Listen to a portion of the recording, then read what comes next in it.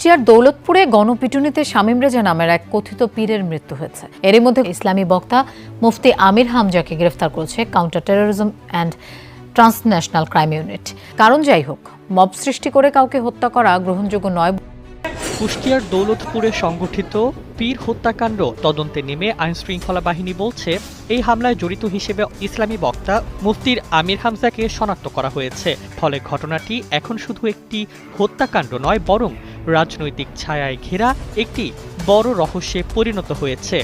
গত শুক্রবার ফিলিপনগর এলাকায় ধর্ম অবমাননার অভিযোগ তুলে ছড়ানো একটি 36 সেকেন্ডের ভিডিওকে কেন্দ্র করে সংগঠিত সহিংসতার ঘটনায় মূলত এক গভীর পরিকল্পিত ফাঁদের অভিযোগ উঠেছে। স্থানীয়দের দাবি, 7টি ফেসবুক আইডি থেকে ভিডিও ছড়িয়ে উত্তেজনা তৈরি করা হয়। এরপর পরিকল্পিতভাবে মানুষকে উস্কে দিয়ে হামলার দিকে ঠেলে দেওয়া হয়। ভিডিও ছড়ানোর কয়েক ঘন্টার মধ্যেই পুরো এলাকায় উত্তেজনা ছড়িয়ে পড়ে এবং শেষ পর্যন্ত দরবারে ভয়াবহ হামলার ঘটনা ঘটে। এ ঘটনায় স্থানীয় এক নেতার ভূমিকা নিয়ে সন্দেহ তৈরি হয়েছে। হ্যাঁ, ঠিক এভাবেই চলতো তার সাম্রাজ্য। কুষ্টিয়ার এই কথিত পীর শামীম জাহাঙ্গীরের দরবারে নিয়ম নীতির কোনো বালাই ছিল না। যা খুশি তাই এমন এক বেহায়াপনার স্বর্গরাজ্য বানিয়েছিলেন তিনি। দিনের পর দিন এই পীরের আস্তানায় চলতো নারী পুরুষের অবাধ ও খোলামেলা নাচানাচি, মদের নেশা আর অশ্লীলতার জোয়ারে ভাসত তার আস্তানা।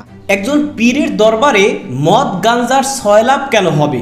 একজন পীরের দরবারে নারী পুরুষের অবাধে নাচানাচি সহ বিভিন্ন রকমের অশ্লীলতায় ভরপুর কেন হবে?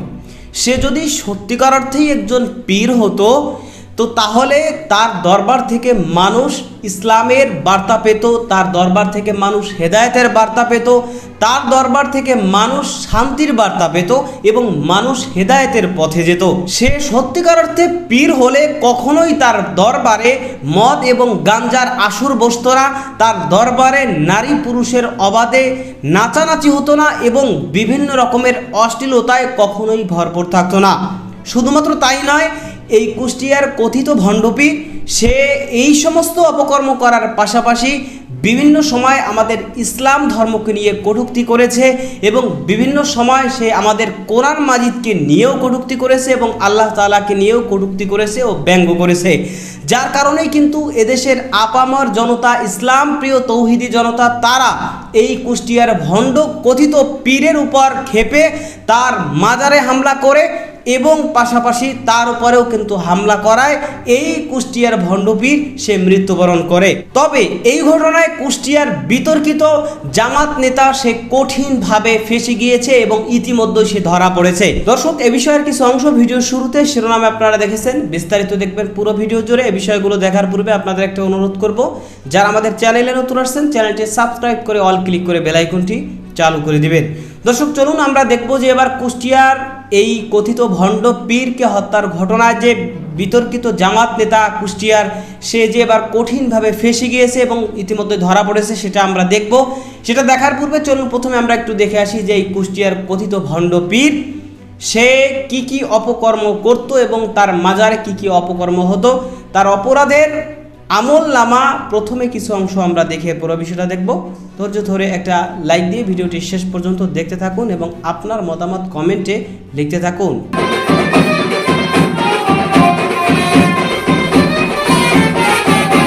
হ্যাঁ, ঠিক এভাবেই চলতো তার সাম্রাজ্য। কুষ্টিয়ার এই কথিত পীর শামীম জাহাঙ্গীরের দরবারে নিয়ম নীতির কোনো বালাই ছিল না। যা খুশি তাই এমন এক বেহায়াপনার স্বর্গরাজ্য বানিয়েছিলেন তিনি। দিনের পর দিন এই পীরের আস্তানায় চলতো নারী পুরুষের অবাধ ও খোলামেলা নাচানাচি, মদের নেশা আর অশ্লীলতার জোয়ারে ভাসত তার আস্তানা।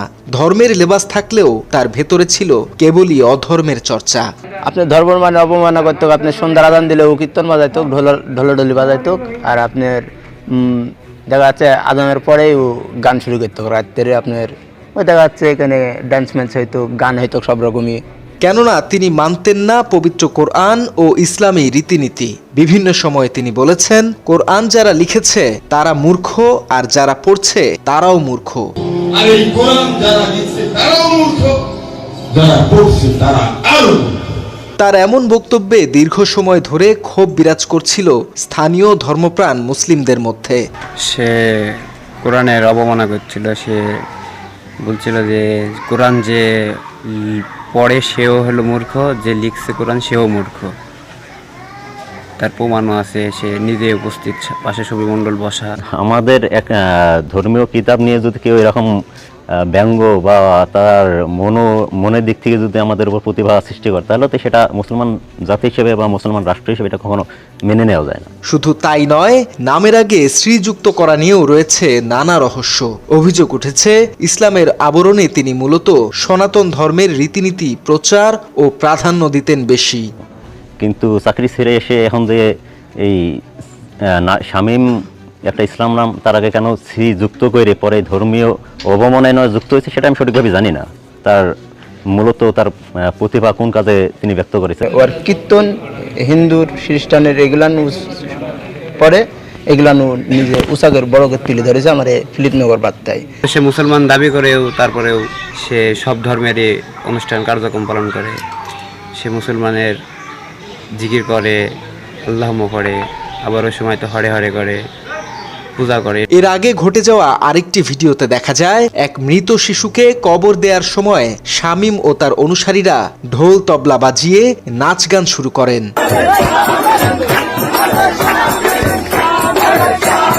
সেই অমানবিক ঘটনাটি সাধারণ মানুষের মাঝে আরো তীব্র ক্ষোভ সৃষ্টি করে। জি, জানাজা করার পরে ঢোল ঢাক বাজায়, তাবুত ঘুরায়, তারপরে পাঠিয়ে দিয়েছে। জানা গেছে কোরআন অবমাননা সহ কথিত পীরের এমন নানা বিতর্কিত কর্মকাণ্ডে ক্ষুব্ধ এলাকাবাসী একত্রিত হয়ে তার আস্তানায় যায় তাকে এমন কর্মকাণ্ড থেকে বিরত থাকতে বলতে। তবে সে সময় তার সাথে থাকা অনুসারী ও ভক্তবৃন্দের সাথে গ্রামবাসীর উত্তেজনা ও পাল্টাপাল্টি ধস্তাধস্তি শুরু হয়। এক পর্যায়ে পরিস্থিতি উত্তপ্ত হলে ক্ষুব্ধ জনতা ও তার অনুসারীদের মধ্যে সংঘর্ষ বেঁধে যায়। শামীমের আস্তানায় হামলা, ভাঙচুর ও অগ্নিসংযোগের ঘটনা ঘটে। এ সময় ঘটনার সময় তার অনুসারীরা তাকে রেখে পালিয়ে গেলেও কথিত পীর শামীম পালাতে পারেনি। পরে আহত অবস্থায় তাকে সহ 3 জনকে দৌলতপুর উপজেলা স্বাস্থ্য কমপ্লেক্সে নিয়ে যাওয়া হয়। সেখানেই চিকিৎসাধীন অবস্থায় মারা যান শামীম। এলাকার লোকজন এগুলা সব যারা হামলা করে তহিদি জনতা, মানে বিভিন্ন রকমের এখানে মানুষ ছিল, তারা এসে ভাঙচুর করে এবং তাকে এসে সবাই পিটে হত্যা করে।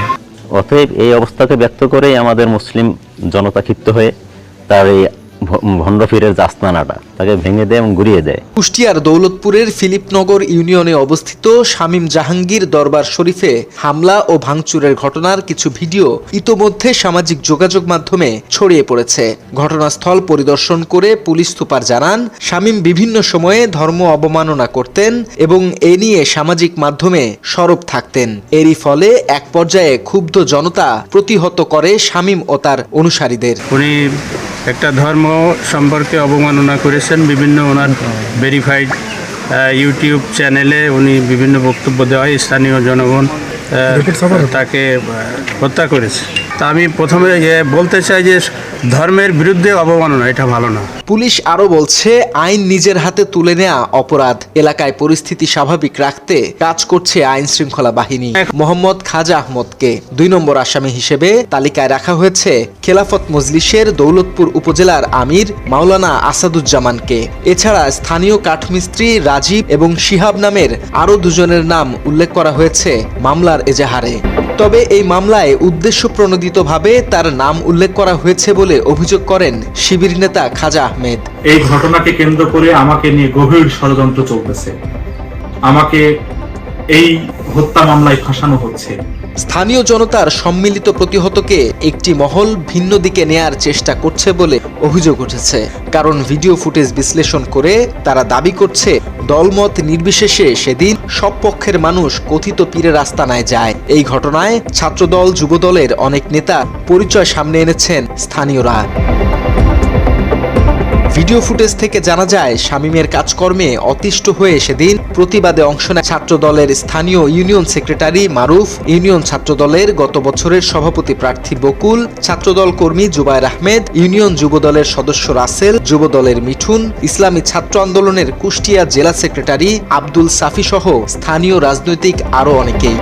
এদিকে আসামির তালিকায় 1 নম্বরে থাকা শিবিরের খাজা আহমেদকে উল্টো ঘটনার দিন সবাইকে শান্ত থাকার আহ্বান করতে দেখা গেছে সামাজিক যোগাযোগ মাধ্যমে, জানিয়ে তার উপর ক্ষুব্ধ ছিল স্থানীয় জনগণ। একইভাবে একটি কল লিস্ট থেকে জানা গেছে জেলা অতিরিক্ত পুলিশ সুপার দেলোয়ারকেও ঘটনার আগে বারবার ব্যবস্থা নিতে অনুরোধ করেছেন খাজা আহমেদ। অন্যদিকে ছাত্রদল নেতা জুবায়ের আহমেদ ফেসবুকে পোস্ট দিয়ে প্রতিহতের ডাক দেন কথিত পীর শামীমকে।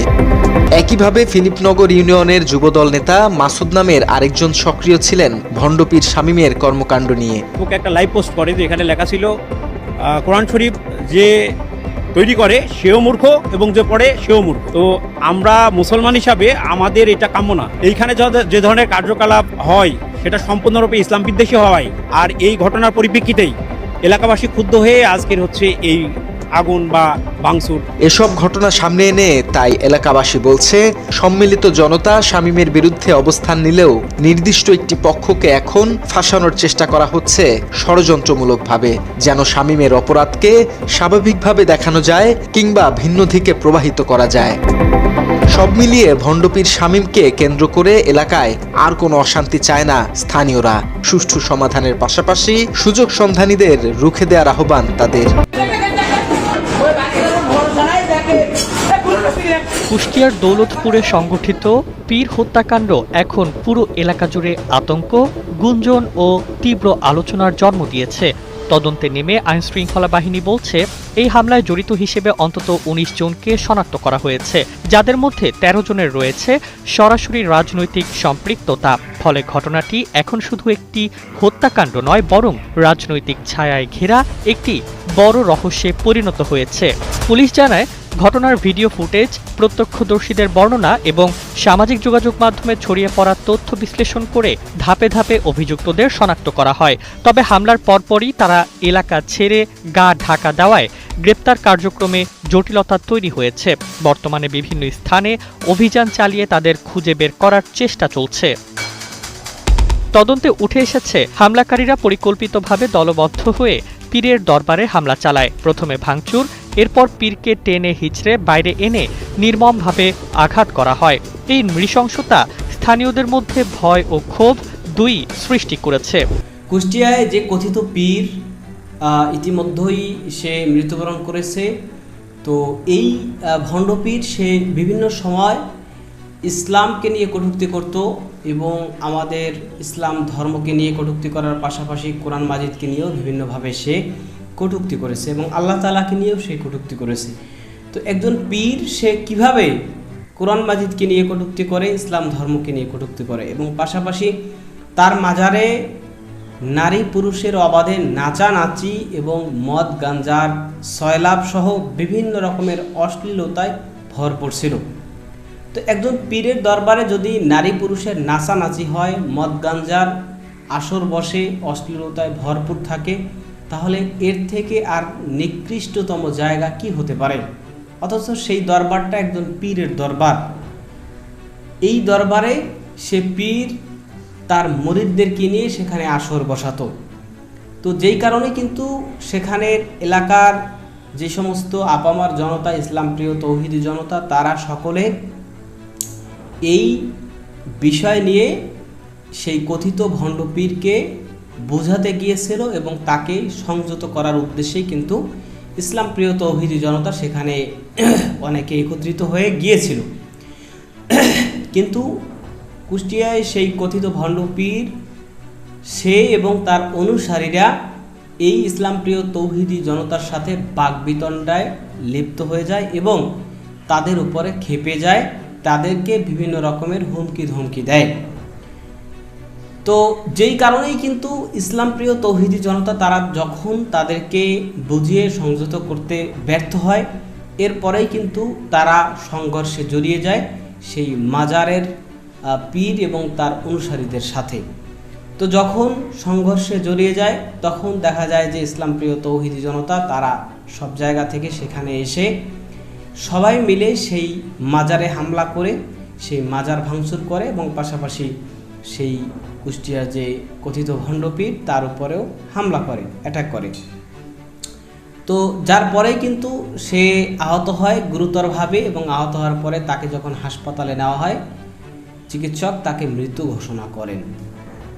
তো এই ঘটনায় কিন্তু বর্তমানে সেখানের যে জামাতের যে সমস্ত নেতৃবৃন্দ আছে তাদেরকে ফাঁসানোর চেষ্টা করা হচ্ছে এবং তাদের বিরুদ্ধে মামলা করা হয়েছে, তাদেরকে আসামি করা হয়েছে এবং তাদের বিরুদ্ধে বিভিন্ন রকমের অভিযোগ উত্থাপন করা হচ্ছে। অথচ এই ঘটনার সাথে কিন্তু বিএনপি, ইসলামী আন্দোলন, জামাত সহ সকল রাজনৈতিক দলের নেতৃবৃন্দ সেখানে ছিল। সুতরাং এটা কোনো দলীয় ষড়যন্ত্র বা দলীয় ব্যানারে করা হয়েছে এরকম কোনো ঘটনা নয়। সুতরাং এই বিষয় নিয়ে জামাতকে যেইভাবে দায়ী করা হচ্ছে এটা সম্পূর্ণ ভুল। তো এই বিষয় নিয়ে আপনার মতামত কি সেটা কমেন্ট সেকশনে জানাতে পারেন। ভালো থাকবেন, সুস্থ থাকবেন, দেখা হবে নতুন কোনো ভিডিওতে, কথা হবে নতুন কোনো বিষয়। আজকে পর্যন্তই। আসসালামু আলাইকুম ওয়া রাহমাতুল্লাহ।